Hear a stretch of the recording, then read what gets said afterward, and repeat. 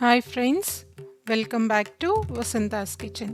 వసంతాస్ కిచెన్లో ఇవాళ మనం వినాయకుడికి ఎంతో ఇష్టమైన ఉండ్రాళ్ళ పాయసాన్ని ఎలా చేసుకోవాలో చూద్దామండి. ఈ ఉండ్రాళ్ళ పాయసం అనేది చాలా రుచిగా ఉంటుంది, చేసుకోవడం కూడా చాలా ఈజీ. మా వీడియోని ఎండ్ వరకు చూసి ఈ ఉండ్రాళ్ళ పాయసాన్ని ఎలా సింపుల్గా పర్ఫెక్ట్ మెజర్మెంట్స్తో చేసుకోవాలో చూడండి. ఇది మీరు ట్రై చేస్తే మీకు కూడా పర్ఫెక్ట్గా వస్తుంది. ముందుగా మనం ఇక్కడ డ్రై ఫ్రూట్స్ని ఫ్రై చేసుకుందాము. దానికోసం స్టవ్ ఆన్ చేసి 2 టీ స్పూన్స్ వరకు నెయ్యిని యాడ్ చేయాలి. నెయ్యి అనేది కరిగాక ఇందులోకి ముందుగా 15 నుంచి 20 జీడిపప్పుల్ని యాడ్ చేసుకొని దూరగా ఫ్రై చేసుకోవాలండి. కొంచెం కలర్ చేంజ్ అవ్వడానికి 1 నుంచి 2 నిమిషాల వరకు పడుతుంది. ఇప్పుడు ఇందులోకి 10 ఎండు ద్రాక్షాలని యాడ్ చేసుకోవాలి, కిస్మిస్ని. మరో 20 నుంచి 30 సెకండ్ల పాటు లో ఫ్లేమ్లో ఫ్రై చేసుకోవాలండి. చూసారు కదా, ఇలా కలర్ చేంజ్ అయ్యాక దీన్ని తీసి పక్కన ఉంచుకోవాలి.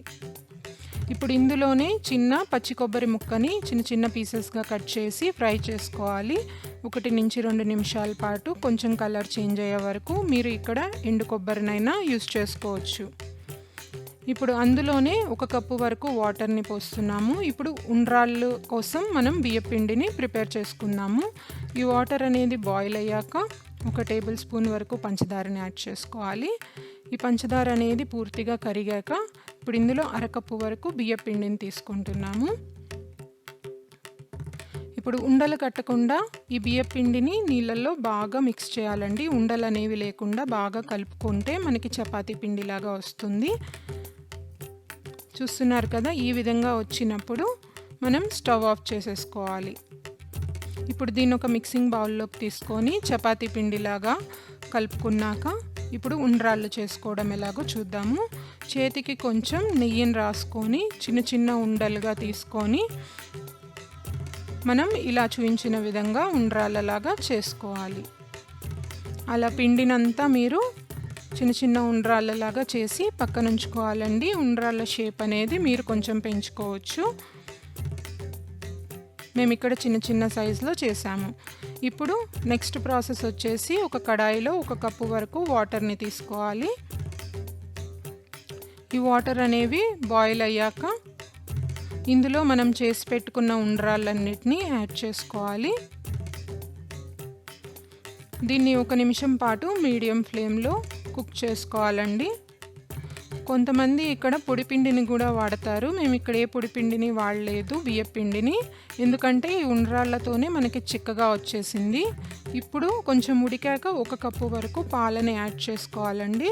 దీన్ని 5 నుంచి 6 నిమిషాల వరకు కుక్ చేసుకోవాలి. మనకి కొంచెం చిక్కగా అయిపోతుంది. ఇది ఏ పొడిపిండి యాడ్ చేయకుండానే ఇక్కడ మనకి చిక్కగా అయిపోయింది. సో ఇప్పుడు ఇందులోకి 1 కప్పు వరకు తురిమిన బెల్లాన్ని యాడ్ చేసుకోవాలి. 1 నుంచి 2 నిమిషాల పాటు బెల్లం అంతా పూర్తిగా కరిగిపోయే వరకు లో మీడియం ఫ్లేమ్లో పెట్టుకొని కుక్ చేసుకోవాలి. బెల్లం అంతా పూర్తిగా కరిగిపోయింది కదా. ఇప్పుడు ఫ్లేవర్ కోసం 1/2 టేబుల్ స్పూన్ వరకు యాలకుల పొడిని యాడ్ చేసుకొని మనం రోస్ట్ చేసి పెట్టుకున్న డ్రై ఫ్రూట్స్ని యాడ్ చేసుకొని దీన్ని ఒకసారి బాగా మిక్స్ చేసుకోవాలండి. మనకు మొత్తం అయిపోయింది ఇప్పుడు ప్రాసెస్. ఇప్పుడు స్టవ్ ఆఫ్ చేసుకొని దీన్ని సర్వ్ చేసుకోవడమే. చూసారా, ఎంతో ఈజీగా మనం ఉండ్రాళ్ళ పాయసం అనేది చేసేసుకున్నాము. ఇది కనుక మీరు చూస్తే ఎంతో చిక్కగా ఉందండి, ఎంతో రుచిగా ఉంటుంది. ఇది మేము చెప్పిన మెజర్మెంట్స్ తోటి, కొలతలతోటి మీరు కనుక ఇది ట్రై చేశారంటే మీరు కూడా పర్ఫెక్ట్గా ఉండ్రాళ్ళ పాయసాన్ని చేయగలరండి.